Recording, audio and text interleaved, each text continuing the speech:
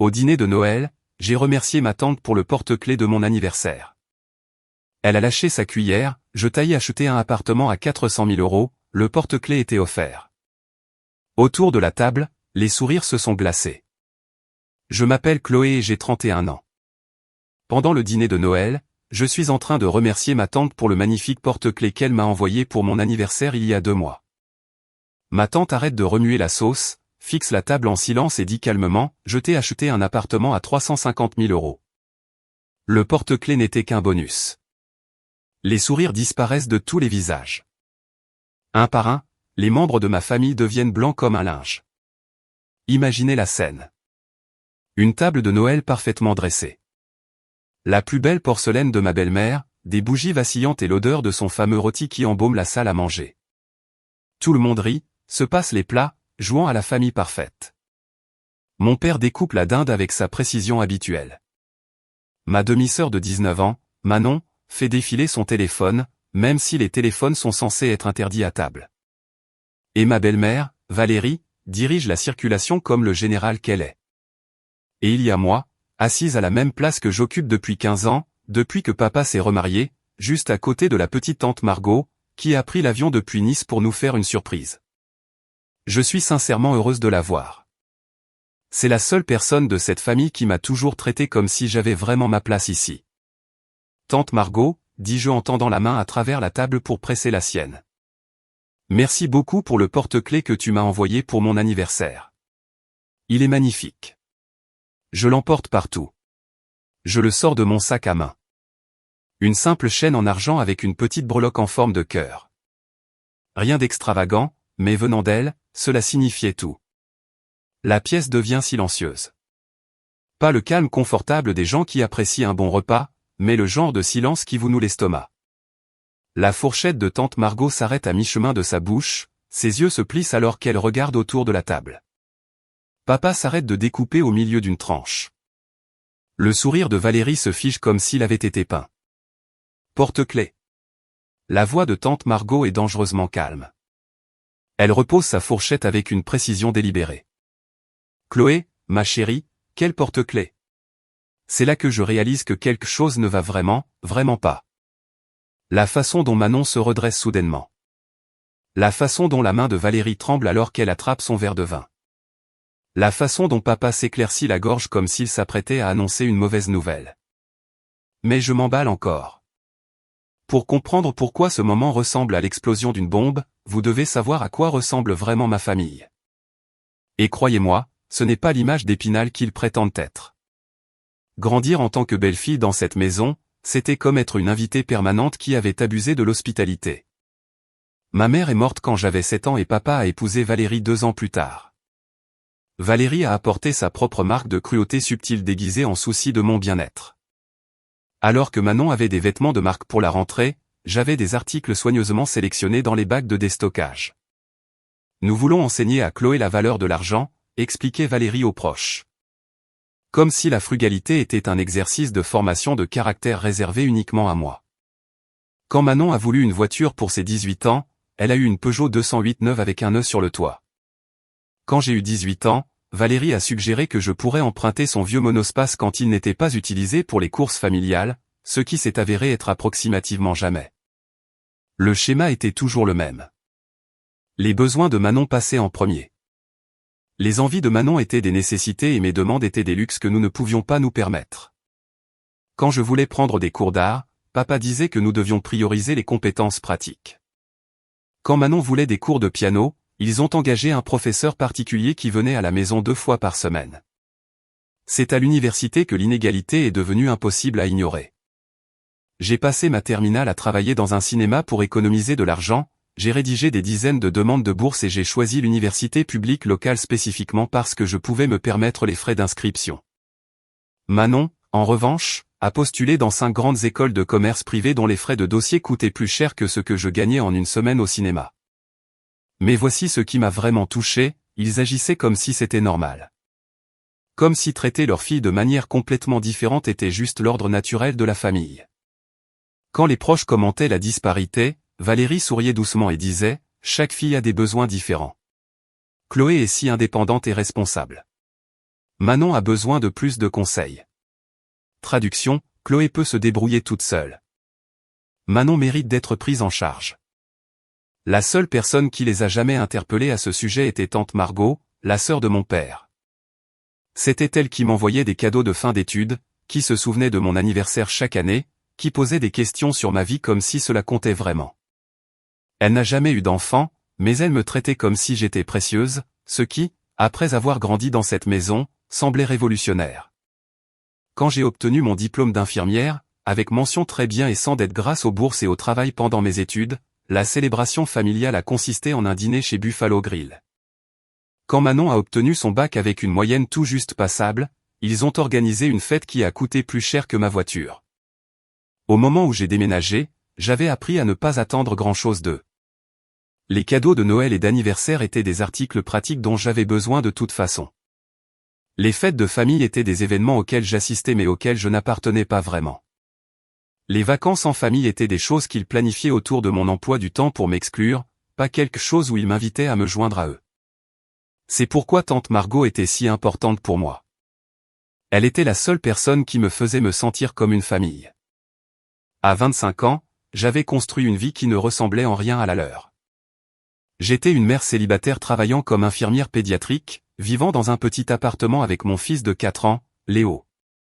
Son père avait disparu au moment où il avait appris la grossesse, me laissant tout gérer seul, ce qui honnêtement était à peu près ce à quoi je m'attendais à ce moment-là. L'appartement était minuscule mais propre, avec des meubles d'occasion et des jouets achetés chez Emmaüs. Léo se fichait que sa chaise haute vienne d'un vide-grenier ou que sa chambre ne soit en réalité qu'un coin du salon avec un rideau coloré comme séparation. Il était heureux, en bonne santé et aimé. C'est tout ce qui comptait pour moi.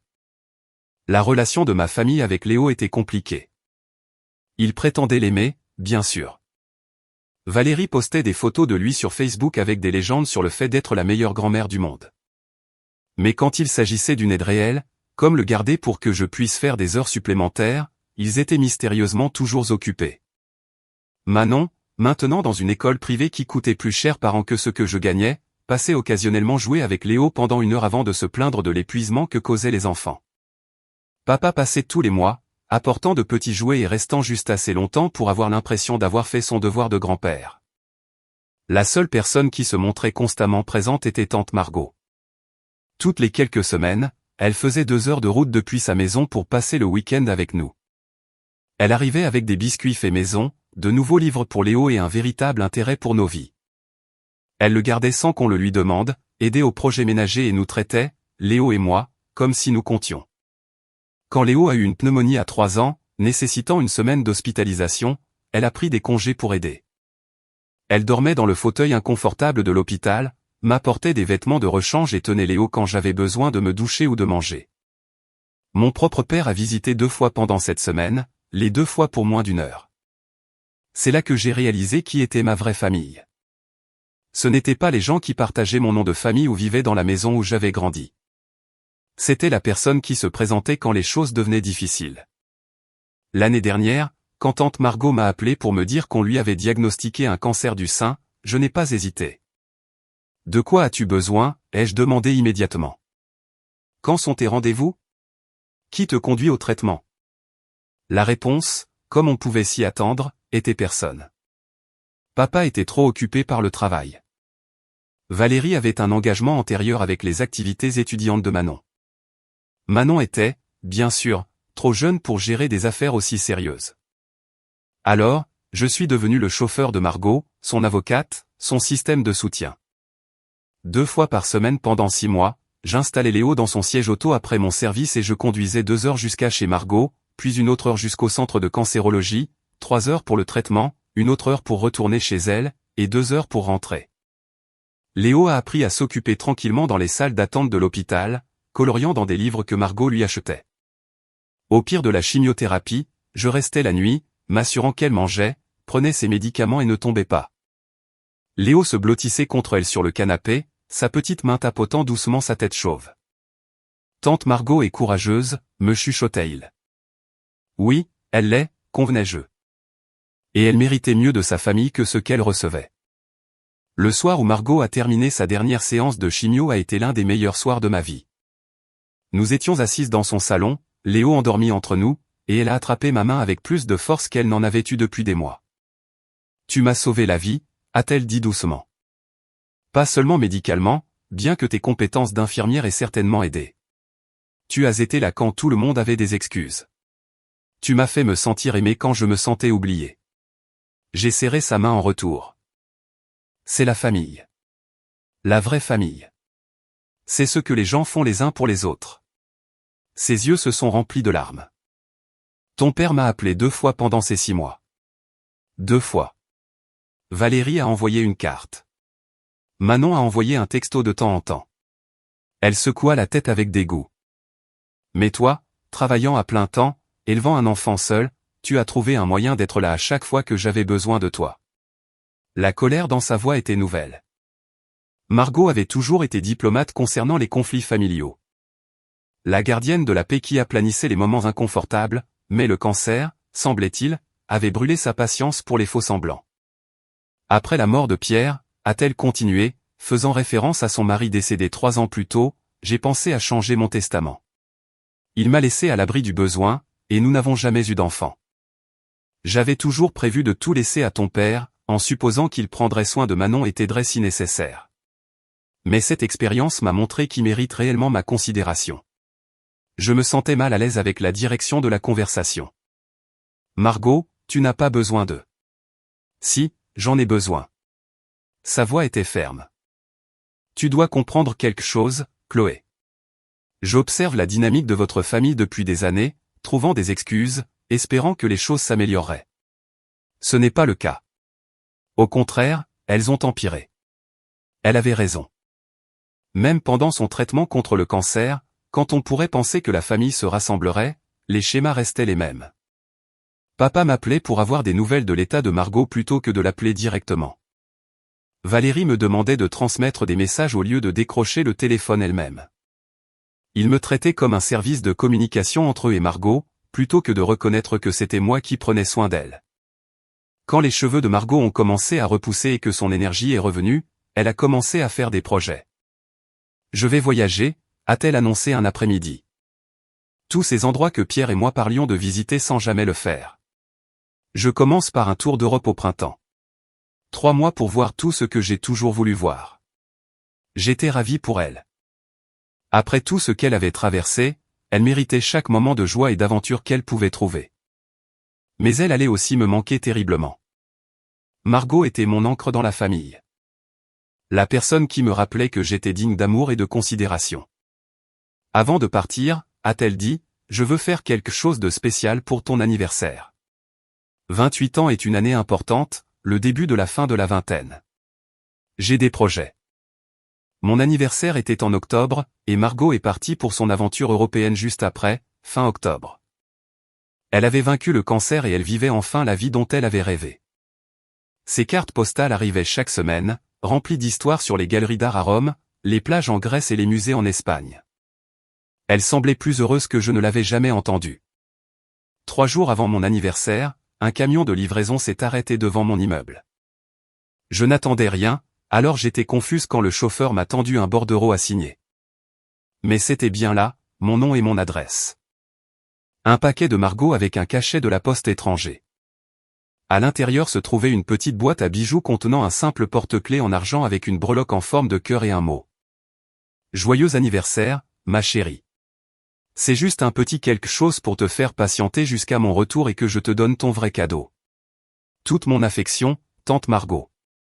Ce n'était pas grand-chose, mais savoir qu'elle avait pensé à moi en explorant des ruines antiques et des musées célèbres rendait cela parfait. Je l'ai immédiatement attaché à mes clés et je l'ai emporté partout, tout comme je l'avais dit à la famille lors du dîner de Noël. Ce que je ne savais pas alors, c'est que ce petit porte-clés était censé n'être qu'un accessoire, un symbole pour quelque chose de beaucoup plus grand. Le 28 octobre, mon anniversaire, est passé tranquillement. J'ai fait une double garde à l'hôpital parce que la prime de nuit aidait pour les dépenses de Noël de Léo. Quand je suis rentré, épuisé mais reconnaissante pour l'argent supplémentaire, il y avait un message vocal de papa me souhaitant un joyeux anniversaire et s'excusant d'avoir oublié d'appeler plus tôt. Valérie le lui avait apparemment rappelé. Manon a envoyé un texto avec des émojis gâteaux. Pas de carte, pas de cadeau, pas d'invitation à dîner, juste des reconnaissances que oui, c'était bien le jour où je suis né il y a 28 ans. Ce n'était pas surprenant, mais cela piquait toujours un peu. Léo, à 4 ans, m'avait fait une carte en papier crépon à la garderie avec des empreintes de main et les mots « J'aime maman » écrits en lettres pailletées. Son cadeau valait plus que tout ce qu'ils auraient pu m'acheter. Quoi qu'il en soit, j'ai appelé Margot ce soir-là en utilisant le numéro international qu'elle m'avait donné pour les urgences. J'ai reçu le porte-clés, lui ai-je dit en touchant le cœur en argent. Il est magnifique. Merci d'avoir pensé à moi pendant ton voyage. Oh, ma chérie. Sa voix était pleine de rire et d'autres choses que je ne pouvais identifier. Cette petite chose n'est rien. Attends de voir ce que je t'ai vraiment acheté. Ça va changer ta vie. J'ai supposé qu'elle voulait dire un beau bijou ou peut-être quelque chose de spécial de l'un des pays qu'elle visitait. Margot était généreuse, mais ses cadeaux étaient généralement attentionnés plutôt qu'extravagants. Une écharpe d'Italie ou un livre de cuisine d'Espagne auraient été plus que suffisants pour me rendre heureuse. Novembre passa rapidement. Les cartes postales de Margot continuaient d'arriver. Elle semblait énergique et joyeuse, rattrapant tout le temps perdu pendant le traitement. Dans une carte, elle a mentionné qu'elle avait demandé à papa de s'occuper de quelque chose d'important pour elle pendant son absence. Quelque chose concernant mon cadeau d'anniversaire. J'ai trouvé ça bizarre. Margot gérait généralement ses propres affaires, et elle n'avait jamais impliqué mon père dans les cadeaux auparavant, mais j'ai supposé que c'était quelque chose de simple.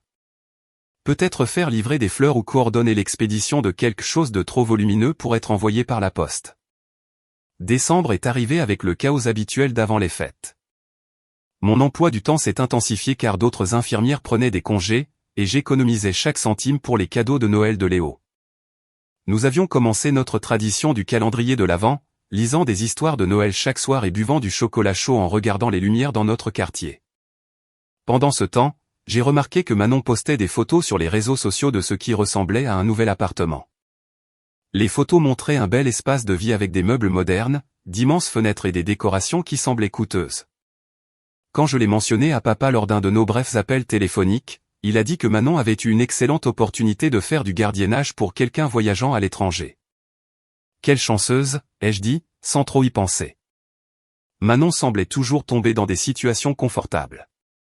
Quand elle a eu besoin d'un stage pour son école, l'ami de Valérie avait comme par magie une ouverture dans son agence de marketing. Quand elle a eu besoin d'un job d'été, l'associé de papa a soudainement eu besoin d'une assistante. Manon traversait la vie avec des mains invisibles aplanissant son chemin. Pendant ce temps, Léo et moi prévoyions notre propre Noël humble. Nous avions fait des flocons de neige en papier pour les décorations et prévu d'acheter un petit sapin. J'avais économisé assez pour lui acheter le set Lego qu'il voulait et quelques petits cadeaux. Ce serait un Noël simple, mais rempli d'amour. L'invitation pour le dîner de Noël chez papa et Valérie est arrivée à la mi-décembre, le même coup de fil générique que je recevais chaque année. Nous dînons à 15h, m'a informé Valérie. Margot rentre en avion pour faire une surprise. Elle voulait passer Noël en famille. Mon cœur a bondi. Je n'avais pas vu Margot depuis avant son voyage, et elle m'avait terriblement manqué. L'idée de la voir au dîner de Noël rendait tout l'événement digne d'intérêt. Peut-être que cette année serait différente. Peut-être qu'avec Margot là, je me sentirais réellement partie intégrante de la famille au lieu d'être une invitation de courtoisie. J'ai dépensé de l'argent supplémentaire que je ne pouvais pas vraiment me permettre pour une jolie robe et un petit cadeau pour tout le monde. Léo était excité de revoir sa grand-tante et de jouer avec les nouveaux livres qu'elle lui avait inévitablement rapportés de ses voyages. Je n'avais aucune idée que le retour surprise de Margot allait exposer une trahison qui briserait ma compréhension de ma famille pour toujours. Le matin de Noël s'est levé froid et lumineux. Léo s'est réveillé à 6h, comme le font les enfants à Noël, sautant sur mon lit avec excitation au sujet de la visite du Père Noël. Nous avons ouvert notre modeste pile de cadeaux près du petit sapin, et sa joie devant le set Lego valait chaque heure supplémentaire que j'avais travaillé. En me préparant pour le dîner chez papa et Valérie, je me sentais étrangement pleine d'espoir. Les cartes postales de Margot au cours des 3 derniers mois avaient été remplies d'histoires de découverte de soi. Peut-être que sa nouvelle perspective apporterait une énergie positive à notre dynamique familiale.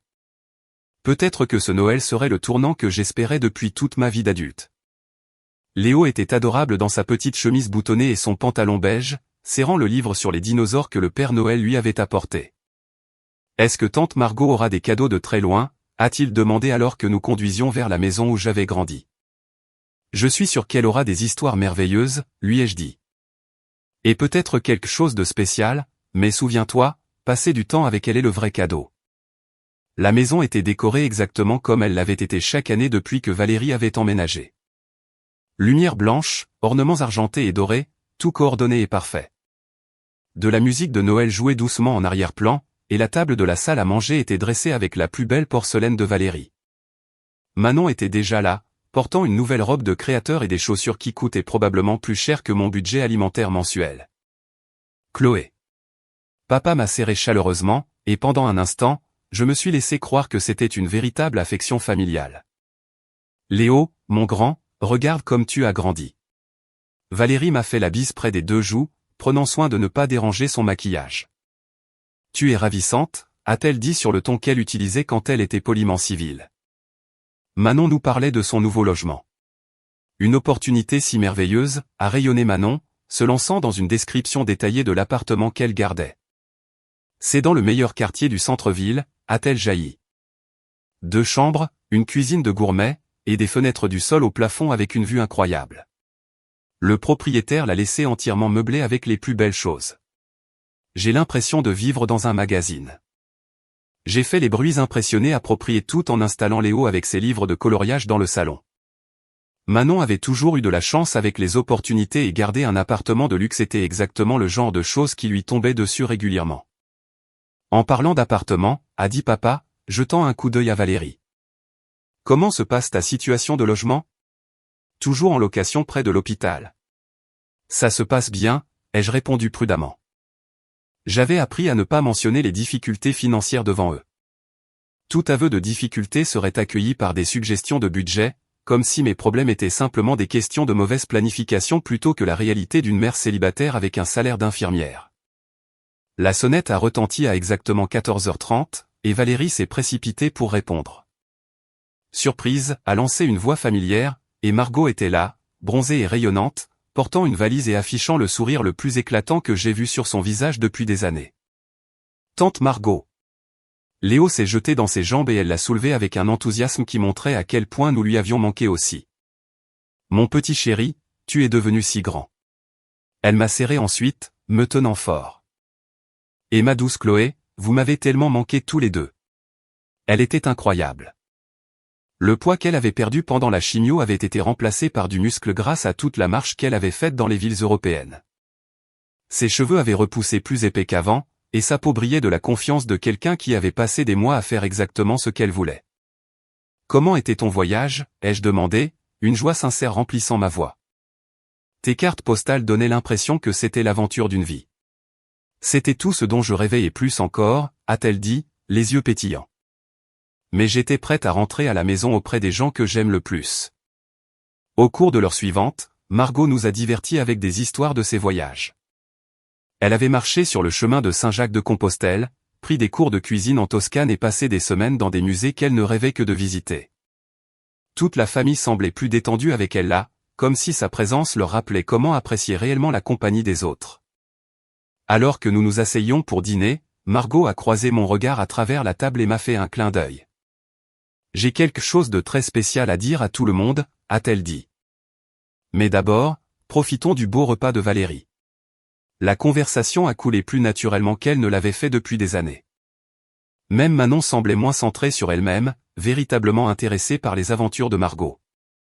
Je me suis surprise à me détendre, me souvenant de ce que pouvaient être les dîners de famille quand ils n'étaient pas pleins de tensions sous-jacentes. C'est là que j'ai fait le commentaire qui a tout changé. Tendant la main à travers la table pour presser celle de Margot, j'ai dit avec une chaleur sincère, « Tante Margot, merci beaucoup pour le porte-clés que tu m'as envoyé pour mon anniversaire. Il est magnifique. Je l'emporte partout. » Le silence qui a suivi n'était pas le calme confortable d'une famille passant du temps ensemble. C'était le silence qui précède une explosion, lourd de secrets sur le point d'être exposé. Et l'expression de Margot alors qu'elle posait lentement sa fourchette m'a dit que ce dîner de Noël était sur le point de devenir inoubliable pour toutes les mauvaises raisons. Le silence s'étire pendant ce qui semble être une éternité. La fourchette de Margot plane au-dessus de son assiette. Ses yeux se déplacent lentement de mon visage à celui de papa, puis à celui de Valérie, puis à celui de Manon. Vous connaissez ce moment dans les films où la musique s'arrête et où vous entendez chaque petit son amplifié, le tic-tac de l'horloge grand-père. La respiration nerveuse de quelqu'un, le doux tintement de la glace dans les verres d'eau. Porte-clés, répète lentement Margot comme si elle testait le mot. Chloé, ma chérie, de quel porte-clés parles-tu? Je le sors de mon sac, tenant la simple chaîne en argent avec la petite breloque en forme de cœur. Celui-ci? Tu l'as envoyé pour mon anniversaire avec ce gentil mot disant que c'était quelque chose pour me faire patienter jusqu'à ton retour. Margot fixe le porte-clés comme si c'était un serpent qui pourrait la mordre. Puis elle regarde à nouveau autour de la table et je vois son visage changer. L'expression chaleureuse du voyage durcit en quelque chose que je n'ai jamais vu auparavant. Une fureur froide et pure. Je ne t'ai pas envoyé de porte-clés, dit-elle doucement. Je t'ai acheté un appartement à 350 000 €. Les mots frappent la table comme un coup physique. Le téléphone de Manon tombe avec fracas dans son assiette. Le verre de vin de Valérie glisse de ses doigts, le vin rouge se répandant sur la nappe blanche comme du sang. Le visage de papa passe par plusieurs couleurs avant de se fixer sur le gris. Et moi? Je reste juste là à cligner des yeux bêtement parce que j'ai sûrement mal entendu. Sûrement ma tante de 70 ans ne vient pas de dire qu'elle m'a acheté un appartement valant plus que ce que je gagnerais en 10 ans. Sûrement c'est une sorte d'humour que je ne comprends pas. Je suis désolé. Quoi, ai-je réussi à dire? La voix de Margot est d'un calme mortel. Avant de partir pour l'Europe, j'ai appelé ton père. Je lui ai dit que je voulais faire quelque chose de spécial pour ton anniversaire. Quelque chose de grand. Tu as passé 6 mois à prendre soin de moi pendant la pire période de ma vie, conduisant 4 heures aller-retour 2 fois par semaine, restant la nuit quand j'étais trop faible pour être seul, emmenant Léo au rendez-vous de chimio parce que tu ne pouvais pas te permettre une babysitter. Elle regarde directement papa maintenant, et il rétrécit sur sa chaise comme un enfant grondé. Mon cerveau a du mal à traiter cette information. Un appartement. Un vrai appartement avec mon nom sur l'acte. Mais Manon a dit qu'elle faisait du gardiennage. Du gardiennage. Le rire de Margot est amer. Manon, ma chérie, dans l'appartement de qui vis-tu depuis 2 mois? Le visage de Manon s'effondre. Elle regarde Valérie avec une panique pure, comme une enfant prise en train de mentir. Maman, tu as dit. Tu m'as promis. Qu'est-ce qu'elle t'a promis exactement, demande Margot, et sa voix pourrait geler le feu. Les vannes s'ouvrent. Manon commence à pleurer, mais pas les larmes délicates d'une princesse lésée. Ce sont des sanglots laids et paniqués de quelqu'un dont le monde s'effondre. Maman a dit que tu ne le saurais jamais. Elle a dit que tante Margot voyagerait pendant des mois, et qu'au moment où elle reviendrait, je serais installé, et tu n'aurais qu'à l'accepter. Je dois le reconnaître ça. La logique est presque impressionnante dans son audace. Prendre un cadeau qui m'était destiné, le donner à l'enfant chéri, et présenter cela comme de l'équité parce que j'avais déjà un endroit où vivre. Vous savez, mon minuscule 2 pièces en location où Léo et moi partageons le salon parce que sa chambre est en fait un placard converti. Papa trouve enfin sa voix, bien qu'elle sorte plus comme un coassement. Margot, je peux expliquer. Valérie m'a convaincu que ce ne serait que temporaire jusqu'à ce que nous puissions acheter à Manon son propre endroit. Je pensais que nous aurions le temps de tout expliquer à ton retour. Oh, je t'en prie, dit-elle en se penchant en arrière sur sa chaise. Explique-moi comment vous avez pris un appartement que j'ai acheté pour Chloé et décidé que Manon devrait y vivre à la place. Explique-moi comment vous avez falsifié des cartes de remerciement au nom de Chloé. Oui, Pierre. J'ai reçu 3 charmantes lettres de Chloé me remerciant pour le merveilleux appartement et me disant combien elle y était bien installée et heureuse. Ma bouche s'ouvre. Ils ont écrit des lettres de remerciement. Ils se sont réellement assis et ont prétendu être moi, exprimant de la gratitude pour un cadeau qu'ils ont volé. La planification pure impliquée est époustouflante. Nous allions lui dire éventuellement, intervient Valérie, et je ris presque tant elle est prévisible. Quand elle est prise la main dans le sac, Valérie a toujours un calendrier qui rend tout acceptable. Nous pensions que Manon avait besoin d'espace pour ses études. Juste pour quelques années. Chloé est si indépendante. Elle s'en sort bien toute seule. Nous allions donner l'appartement à Chloé après que Manon ait obtenu son diplôme. Dans 4 ans, dis-je platement. Vous alliez me donner mon propre cadeau d'anniversaire dans 4 ans. Ce n'est pas comme ça, dit papa désespérément. Nous avons juste pensé. Considération pratique, l'éducation de Manon. Et voilà, la même vieille chanson. Les besoins de Manon passent en premier. L'avenir de Manon compte plus. Manon mérite la meilleure option parce que, eh bien, parce que c'est Manon, l'enfant doré qui n'a jamais eu à travailler pour quoi que ce soit, n'a jamais eu à se sacrifier, n'a jamais eu à choisir entre acheter des courses et payer un loyer. Je regarde autour de la table ces gens que j'ai appelés ma famille pendant 24 ans. Papa se tortillant sur son siège, évitant mon regard. Valérie calculant frénétiquement comment tourner cela en quelque chose d'acceptable. Manon sanglotant toujours comme si elle était la victime dans ce scénario. Et vous savez quoi? Pour la première fois de ma vie d'adulte, je me sens complètement calme. Pas blessé, pas en colère, juste clair, comme si quelqu'un venait de me donner des lunettes après des années à essayer de voir à travers une fenêtre sale. Margot se lève lentement, ses mains tremblant d'une fureur à peine contrôlée. Quand elle parle, sa voix tremble d'émotion. Donc, vous saviez tous les trois que cet appartement appartenait à Chloé et avait décidé de le voler quand même. C'est bien ce que je comprends? Papa a l'air sincèrement abasourdi. Margot, nous n'avons jamais voulu. Je veux les clés de cet appartement tout de suite. Margot, s'il te plaît, discutons rationnellement. Papa commence par rationnellement. Elle rit. Et ce n'est pas un son agréable. Tu veux discuter de rationalité? Parlons de la rationalité de voler sa propre fille. Parlons de la rationalité de me mentir pendant 2 mois. Parlons de la rationalité pour Manon de vivre dans un appartement qui ne lui appartient pas. Le visage de Manon se froisse de panique véritable. Nous étions censés avoir plus de temps. Tu n'étais pas censé la remercier au dîner. Manon, la voix de Margot est glaciale. Ta mère t'a menti. Cet appartement n'a jamais été fait pour toi. Il a été acheté spécifiquement pour Chloé avec son nom sur l'acte en guise de remerciement pour avoir pris soin de moi quand le reste de cette famille ne pouvait pas se donner la peine. La vérité frappe la table comme une gifle physique. Pendant que je conduisais Margot au rendez-vous de chimio, restant la nuit quand elle était trop faible pour être seule, emmenant Léo dans les salles d'attente parce que je ne pouvais pas me permettre de babysitter, où étaient les autres? Papa était trop occupé par le travail. Valérie était débordée par les préparations universitaires de Manon. Manon était trop jeune pour des affaires aussi sérieuses, mais pour s'attribuer mon cadeau, ça, ils avaient le temps. Les clés, répète Margot maintenant. Valérie tente une dernière diversion. Nous avons dépensé de l'argent pour le décorer. Manon avait besoin de meubles, de literie, d'ustensiles de cuisine. Nous avons investi des milliers d'euros. De l'argent que vous avez dépensé sur une propriété volée, la coupe Margot. Voulez-vous que j'appelle la police et explique la situation? Parce que j'ai la documentation de l'achat, le transfert de l'acte, et des copies de chaque lettre falsifiée que vous avez envoyée au nom de Chloé. La menace de l'implication de la police change tout. Le visage de papa devient pâle, et même Manon arrête de renifler. Valérie fouille dans son sac à main et produit un trousseau de clés, les plaçant sur la table comme si elle rendait une arme. Margot les ramasse et se tourne vers moi. Chloé, voudrais-tu voir ton appartement? Est-ce que je voudrais voir mon appartement? L'appartement dont j'ignorais l'existence jusqu'à il y a 5 minutes. L'appartement qui est le mien depuis 2 mois alors que je paie un loyer pour un endroit où mon fils de 4 ans dort dans un placard converti.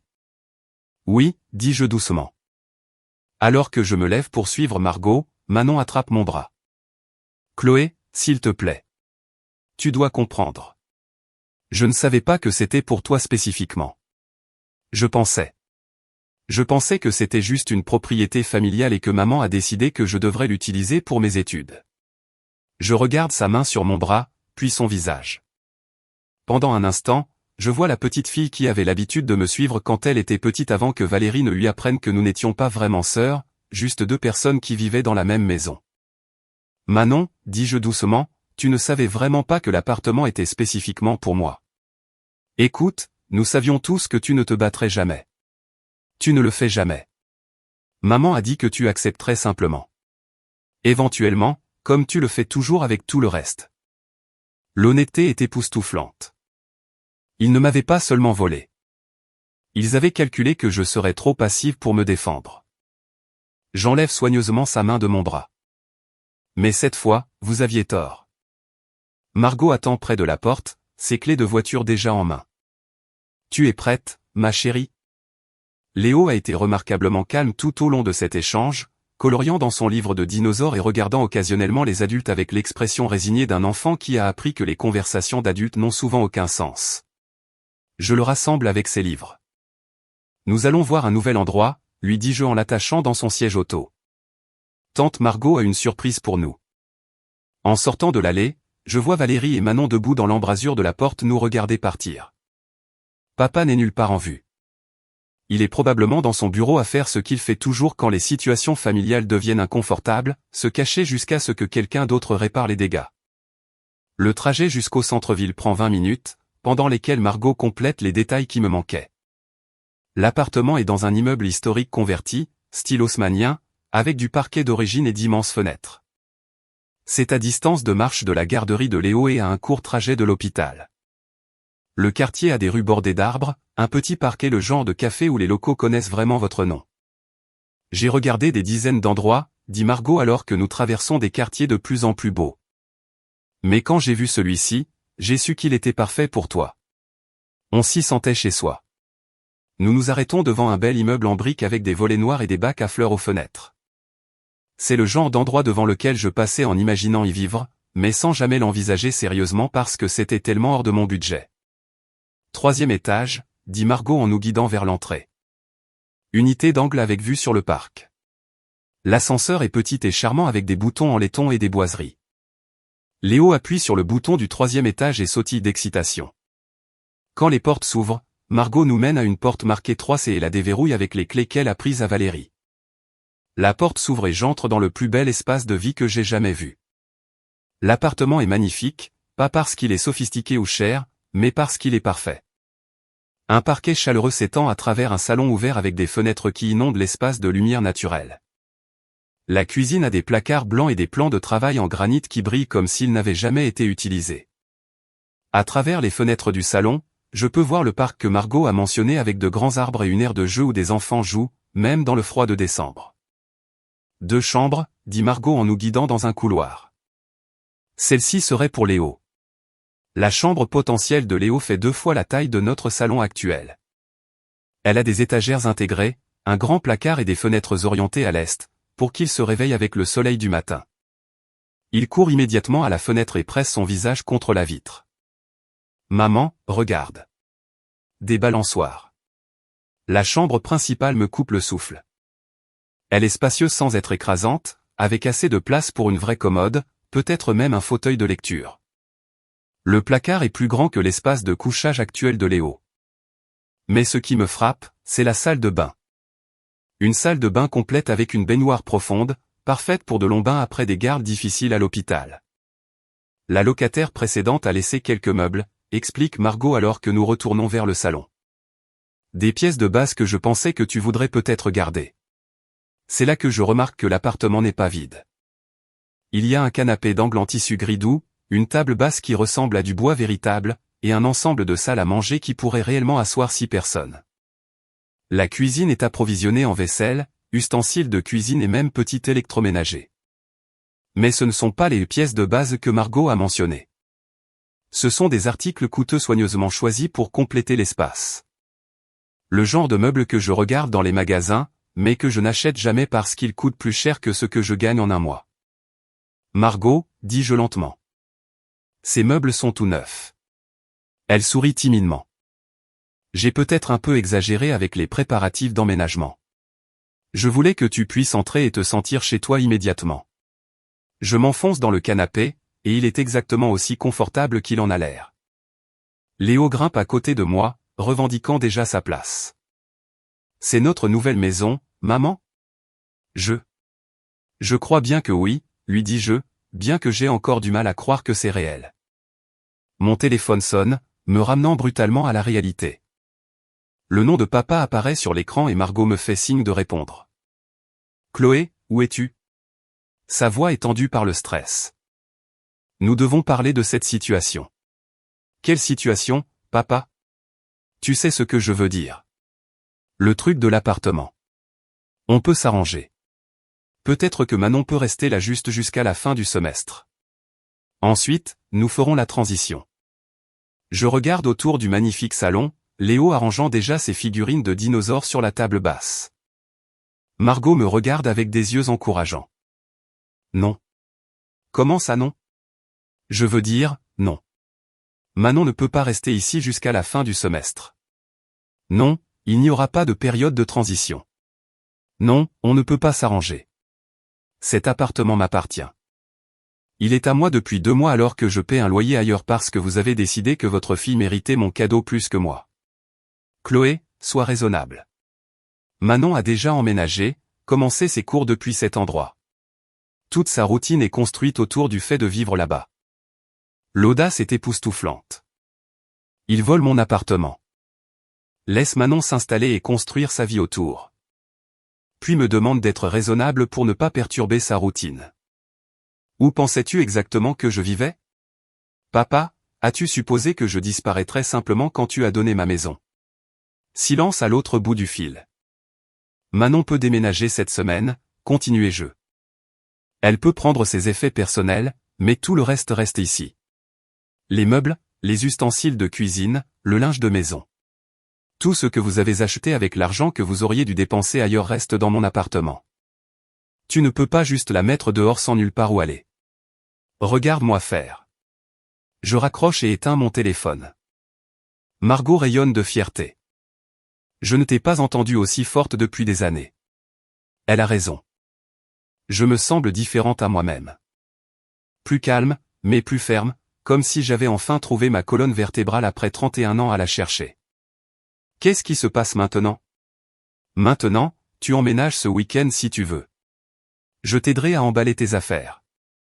Elle fait une pause. Et Chloé, ils vont continuer à appeler, à faire des demandes, à essayer de te culpabiliser pour que tu cèdes. Ne les laisse pas faire. Je ne le ferai pas, dis-je. Et je me crois vraiment. Léo a découvert le réfrigérateur, qui est entièrement approvisionné en course. Maman, il y a de la glace là-dedans. Bien sûr qu'il y en a, Margot a tout prévu, jusqu'à remplir le congélateur avec les friandises préférées d'un enfant de 4 ans. Alors que Léo bavarde sur les parfums de glace qu'il a découverts, mon téléphone commence à vibrer de SMS.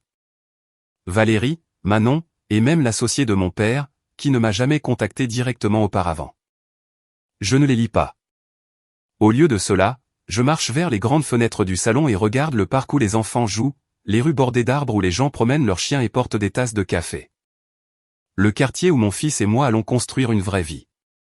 Pour la première fois depuis des années, je suis exactement là où je dois être. L'emménagement prend exactement un week-end. Il s'avère que lorsque vous ne possédez pas beaucoup de meubles, le déménagement est étonnamment simple. Notre ancien appartement semblait encore plus petit et plus déprimant vu à travers le prisme de l'endroit où nous allions. Le contraste était presque comique, comme comparer un placard à un palais.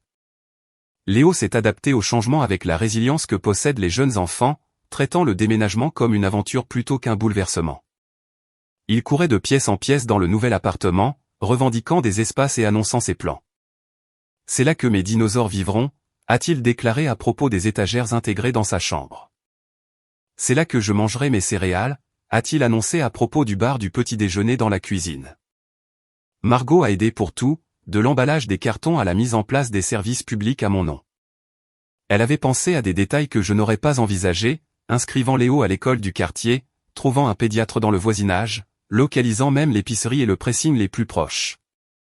Tu n'es pas obligé de faire tout ça, lui ai-je dit alors qu'elle organisait les placards de cuisine avec une précision militaire. Si, je le dois, a-t-elle répondu fermement. Ta famille a volé 2 mois de ta vie dans cet endroit.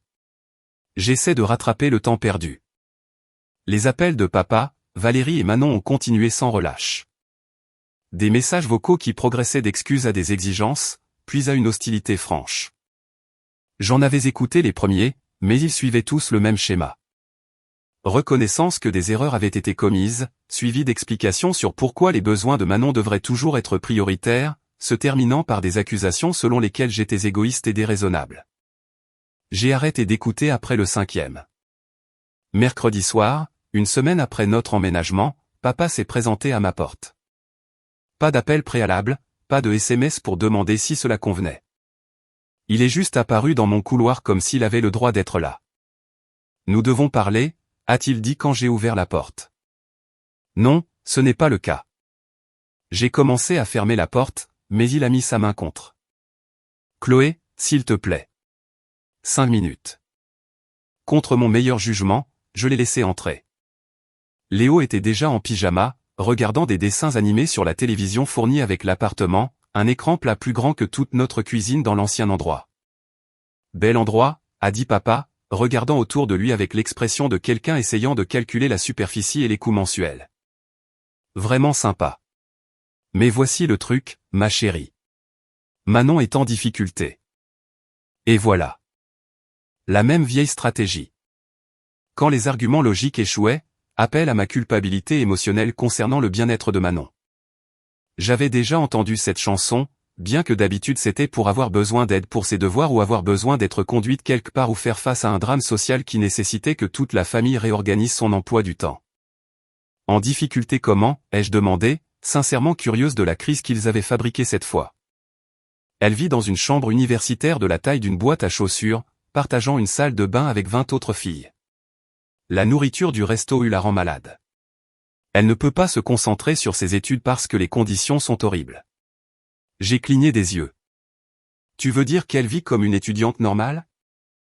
Ce n'est pas. Ce n'est pas la même chose. Pourquoi ce n'est pas la même chose, papa? Il a cherché une réponse qui ne semblerait pas complètement hypocrite. Elle n'est pas habituée à ces conditions. Elle n'a jamais eu à vivre de cette façon auparavant. Et de qui est-ce la faute? La question est sortie plus tranchante que je ne le voulais, mais je ne le regrettais pas. Qui a décidé que Manon ne devrait jamais avoir à vivre d'inconfort ou de désagréments? Qui a créé une femme de 20 ans qui s'effondre face à des conditions de vie étudiante standard? Nous voulons juste ce qu'il y a de mieux pour elle. Et qu'en est-il de ce qu'il y a de mieux pour moi? Les mots restèrent en suspens entre nous. Quand exactement as-tu voulu ce qu'il y avait de mieux pour moi, papa? Son visage est devenu rouge. Ce n'est pas juste. Nous nous sommes toujours souciés de ton bien-être. Vraiment? Quand j'avais 16 ans et que j'avais besoin d'une voiture pour aller à mon travail, où était ton souci pour mon bien-être? Quand je faisais des doubles gardes pour payer mes études alors que Manon recevait ses frais de scolarité sur un plateau, où était ton souci alors? Quand j'étais une mère célibataire luttant pour payer le loyer tout en prenant soin de ta sœur pendant ses traitements contre le cancer, où était exactement ton souci pour ce qui était le mieux pour moi? Ces situations étaient différentes. Comment? Tu as toujours été plus indépendante, plus capable. Manon a besoin de plus de soutien. Et voilà, la vérité fondamentale de ma dynamique familiale dite à voix haute pour la première fois. Manon avait besoin de soutien parce qu'elle était délicate et précieuse. Je n'avais pas besoin de soutien parce que j'étais forte et capable. Manon méritait de l'aide parce qu'elle luttait contre les défis normaux de la vie. Je méritais de lutter seule parce que je pouvais le gérer. La logique tordue avait façonné toute ma vie. Chaque fois que je réussissais malgré le manque de soutien, cela prouvait que je n'avais pas besoin d'aide. Chaque fois que Manon échouait, malgré des avantages massifs, cela prouvait qu'elle avait besoin de plus d'assistance. Papa, dis-je doucement. J'ai besoin que tu partes maintenant. Chloé, allez. Ne pouvons-nous pas trouver un arrangement? Peut-être que Manon pourrait juste utiliser la deuxième chambre quand elle a besoin d'étudier ou rester ici le week-end quand le dortoir est trop bruyant. Sors. Ne sois pas déraisonnable. Sors. Le volume de ma propre voix m'a surprise. Léo a levé les yeux de ses dessins animés, les yeux écarquillés. J'élevais rarement la voix et jamais contre les membres de la famille. Papa me fixait comme si je l'avais giflé. Je ne sais pas ce qui t'est arrivé, mais ce n'est pas la fille que j'ai élevée. Tu as tout à fait raison, ai-je dit en marchant vers la porte et en l'ouvrant. La fille que tu as élevée aurait déjà remis les clés à Manon. Elle serait retournée dans un studio et se serait excusée de causer des problèmes. Elle aurait passé les 4 prochaines années à payer un loyer pendant que Manon vivait dans la maison qui était censée être la sienne. Il est resté là un moment, semblant vouloir argumenter davantage. Mais quelque chose dans mon expression a dû le convaincre que j'étais sérieuse. Ce n'est pas fini, a-t-il dit en sortant dans le couloir. Si, papa, ai-je répondu calmement. C'est fini. J'ai fermé la porte et enclenché les 2 verrous. À travers le l'œilleton, je l'ai regardé rester là pendant plusieurs minutes, débattant probablement s'il devait frapper à nouveau. Finalement, il a abandonné et s'est éloigné. Léo a levé les yeux de ses dessins animés. Est-ce que papy était en colère? Papy était confus, lui ai-je dit honnêtement. Parfois, les adultes sont confus quand les choses ne se passent pas comme ils l'avaient prévu. Est-ce qu'on est puni? Je me suis assise à côté de lui sur notre magnifique canapé d'angle dans notre appartement inondé de lumière dans le quartier où nous appartenions. Non, bébé, on n'est pas puni. On est exactement là où on est censé être. Le transfert légal de l'appartement a eu lieu un mardi matin dans le bureau du notaire de Margot.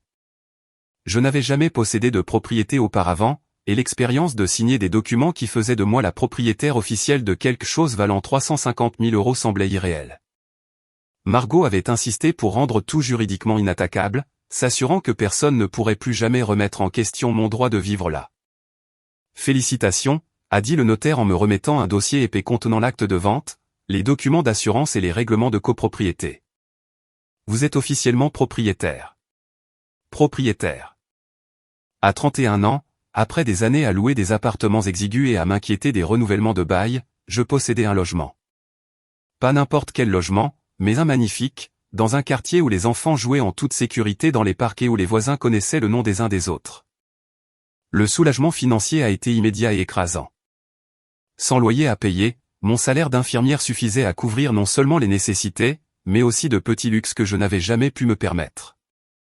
Les frais de garderie de Léo sont devenus gérables au lieu d'être écrasantes.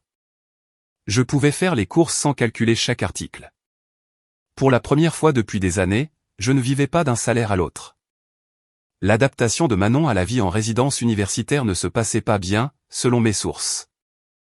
Ma cousine Julie, qui travaillait à l'université, a rapporté que Manon était allée au bureau du logement plusieurs fois pour demander des changements de chambre.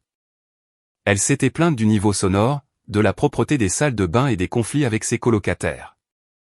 La fille qui avait vécu dans le luxe toute sa vie découvrait ce que la plupart des étudiants considéraient comme des conditions de vie normales.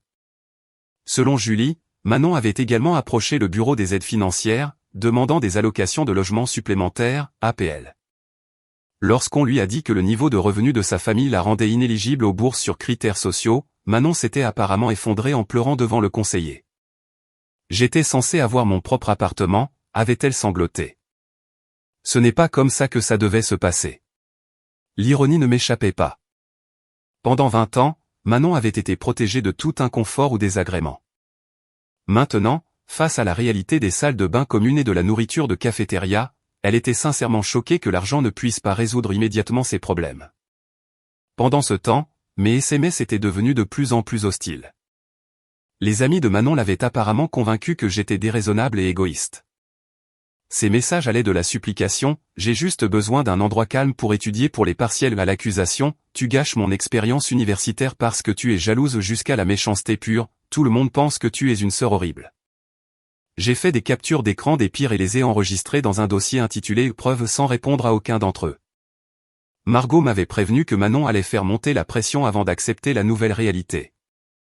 L'escalade a eu lieu un jeudi soir quand Manon s'est présentée à mon immeuble en pleurant dramatiquement dans le hall jusqu'à ce que Madame Dupont du premier étage la laisse entrer.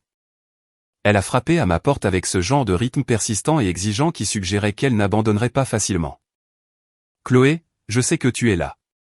Nous devons parler. » J'ai ouvert la porte mais je ne l'ai pas invitée à entrer. Manon avait l'air terrible. Pas la perfection soigneusement stylée qu'elle maintenait habituellement, mais vraiment échevelée. Ses cheveux n'étaient pas lavés, ses vêtements froissés, et elle avait des cernes sous les yeux. « Tu dois m'aider » a-t-elle dit immédiatement. « Je suis désolé que tu passes un moment difficile » ai-je dit. Honnêtement, les résidences universitaires peuvent être difficiles à s'adapter. Tu ne comprends pas. Je n'ai jamais signé pour ça. Quand j'ai choisi cette université, je pensais que je vivrais dans l'appartement du centre-ville. J'ai planifié toute mon expérience universitaire autour du fait d'avoir mon propre espace, ma propre cuisine, ma propre salle de bain. Et voilà. Manon croyait sincèrement qu'on lui avait promis quelque chose qui n'avait jamais été à elle au départ. Dans son esprit, l'appartement avait toujours été destiné à son usage, et le fait que je le réclame était en quelque sorte un vol. Manon, dis-je doucement, cet appartement ne t'a jamais été promis. C'était mon cadeau d'anniversaire de tante Margot. Tu y vivais illégalement. Ce n'était pas illégal. Maman et papa ont dit que je pouvais y vivre. Maman et papa ne possèdent pas cet appartement. Ils n'ont jamais possédé cet appartement. Ils n'avaient aucun droit de te l'offrir. Son visage s'est effondré en nouvelles larmes. Mais qu'est-ce que je suis censé faire maintenant? Je ne peux pas vivre dans les dortoirs pendant 4 ans. Je vais devenir folle. Tu t'adapteras, ai-je dit simplement. Des millions d'étudiants vivent en résidence universitaire. La plupart d'entre eux survivent très bien à l'expérience. La plupart d'entre eux n'ont pas été élevés comme moi. L'honnêteté de cette déclaration était surprenante. Manon reconnaissait, peut-être pour la première fois, qu'elle avait été élevée avec des privilèges que la plupart des gens n'ont pas, qu'elle avait été protégée des désagréments normaux et des défis auxquels les autres jeunes adultes sont confrontés régulièrement. Tu as raison, ai-je convenu. La plupart des étudiants n'ont pas été élevés pour croire qu'ils méritent un logement de luxe comme un droit fondamental. La plupart des étudiants travaillent à temps partiel pour aider à payer leurs études. La plupart des étudiants partagent des salles de bain et mangent à la cafétéria et étudient dans les bibliothèques parce que leurs espaces de vie sont trop petits ou trop bruyants. Tu es en train de dire que je devrais trouver un travail? La question est sortie avec une confusion si authentique que j'ai failli rire. Voici une étudiante de 20 ans demandant si elle devait trouver un travail comme si c'était un concept complètement étranger. Manon, comment penses-tu que j'ai payé mes études? C'est différent. Tu as toujours travaillé. J'étais concentré sur mes études. Quelle est ta moyenne, ai-je demandé. Elle a semblé mal à l'aise. Ce n'est pas une question de notes. C'est une question d'expérience universitaire complète, de développement social, d'opportunités de réseautage. En d'autres termes, elle se la coulait douce académiquement tout en vivant dans un appartement qu'elle ne méritait pas, financé par de l'argent qui aurait dû aller ailleurs. L'expérience universitaire complète qu'elle craignait de perdre était en fait la vie qu'elle m'avait volée. Je ne vais pas t'aider, Manon, dis-je finalement. Tu as un logement, tu as des tickets resto, tu as tout ce dont tu as besoin pour réussir à l'université, si tu choisis de t'appliquer. Et ce que papa a dit à propos de trouver un arrangement où je pourrais rester ici parfois. Papa ne prend pas de décision concernant ma maison. Très bien, a-t-elle claqué, les larmes séchant alors que la colère prenait le dessus. Garde ton précieux appartement. Mais n'espère pas que je te pardonne pour ça. N'espère pas que je te reparle un jour après l'université. Je n'espère rien, ai-je dit honnêtement. Je n'attends plus rien de toi, Manon. Et c'est en fait assez libérateur. J'ai fermé la porte doucement mais fermement, la laissant debout dans le couloir. À travers le l'œilleton, je l'ai vu frapper à la porte quelques fois de plus avant d'abandonner et de partir. Plus tard dans la soirée, papa a appelé. Sa voix était plus tendue et frustrée que je ne l'avais jamais entendue. Manon est rentrée en pleurant ce soir. Elle dit que tu as été cruel avec elle. J'ai été honnête avec elle. C'est juste une gamine. Chloé, elle a du mal avec un changement de vie majeur. Elle a 20 ans, papa. Quand j'avais 20 ans, je travaillais à temps plein tout en allant à l'école à temps plein et en élevant Léo toute seule. Manon a du mal à devoir vivre comme une étudiante normale pour la première fois de sa vie. Nous avons décidé qu'elle doit trouver un emploi à temps partiel, a-t-il dit à contre-cœur. Pour aider à forger le caractère et la responsabilité. J'ai failli lâcher le téléphone.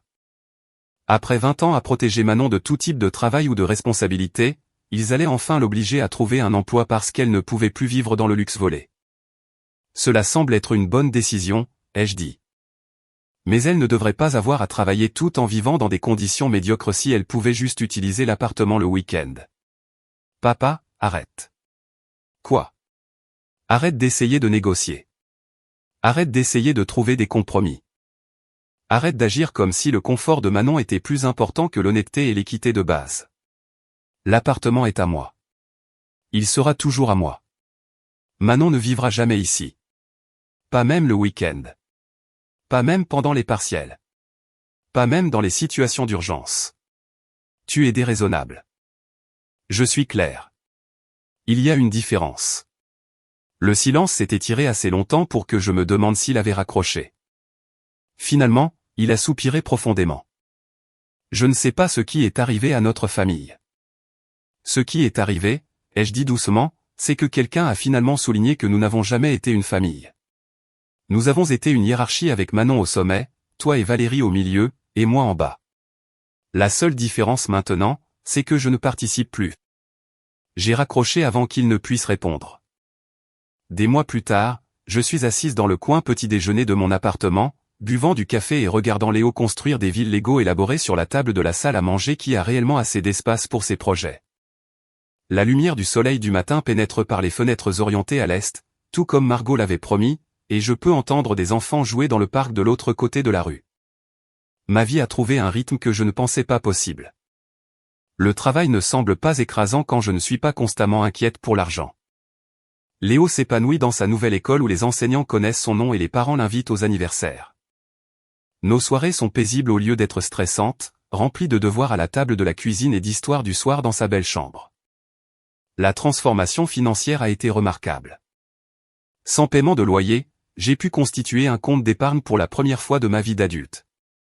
J'ai acheté à Léo de nouveaux vêtements qui lui vont vraiment au lieu de vêtements d'occasion de cousins plus âgés. Je peux me permettre de l'emmener au cinéma et au musée sans calculer si nous aurons assez d'argent pour les courses ensuite.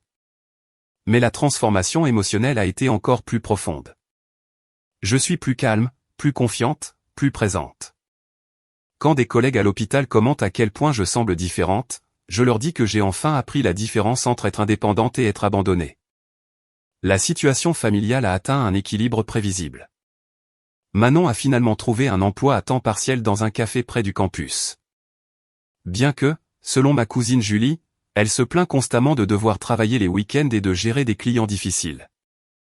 Ses notes se sont légèrement améliorées une fois qu'elle a été forcée de développer de véritables habitudes d'études, mais elle maintient toujours que son expérience universitaire a été gâchée par le fait de devoir vivre comme une étudiante normale. Papa et Valérie ont apparemment dit aux membres de la famille élargie que je traverse une phase difficile et qu'ils me laissent de l'espace pour régler mes problèmes. Le récit leur permet de maintenir leur image de parents raisonnables face à une fille déraisonnable.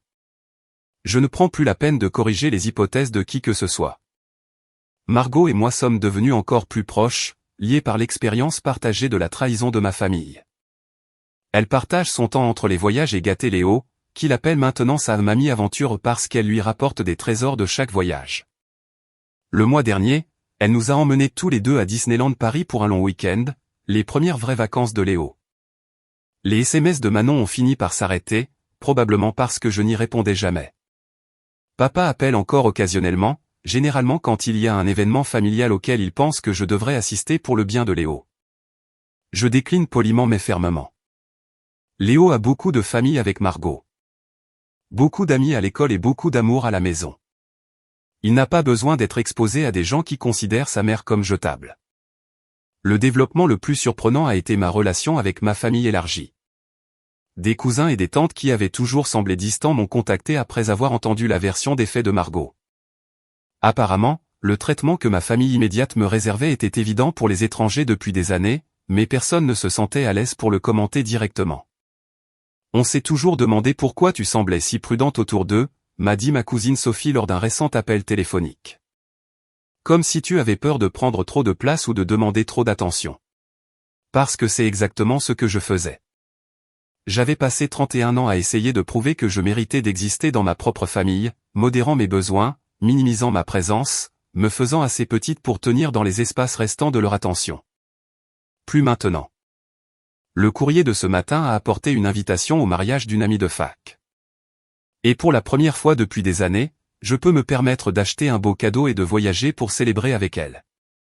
Ce soir, Léo et moi allons au théâtre pour enfants en centre-ville, quelque chose que nous n'avons jamais pu nous permettre auparavant. Ce week-end, nous recevons Margot pour le dîner dans notre belle salle à manger en utilisant la belle vaisselle qui est venue avec l'appartement. Ce ne sont pas des victoires dramatiques ou des moments qui changent la vie. Ce sont juste des expériences normales d'une vie stable et confortable. Mais après des années de lutte et d'incertitude, la normalité semble révolutionnaire. Mon téléphone vibre avec un texto d'un numéro inconnu. Et pendant un instant, ma vieille anxiété se déclenche. Mais ce n'est pas Manon ou papa ou Valérie avec une autre exigence ou une tentative de culpabilisation. C'est une collègue du travail demandant si je veux rejoindre un groupe d'infirmières pour aller dîner la semaine prochaine. Oui, je réponds immédiatement. J'aimerais beaucoup me joindre à vous. Je peux me permettre un dîner au restaurant avec des amis maintenant. J'ai une babysitter fiable parce que Madame Dupont en bas adore Léo et apprécie de gagner un peu d'argent supplémentaire en le gardant occasionnellement. J'ai l'énergie émotionnelle pour les relations sociales parce que je ne gère pas constamment des drames familiaux ou du stress financier.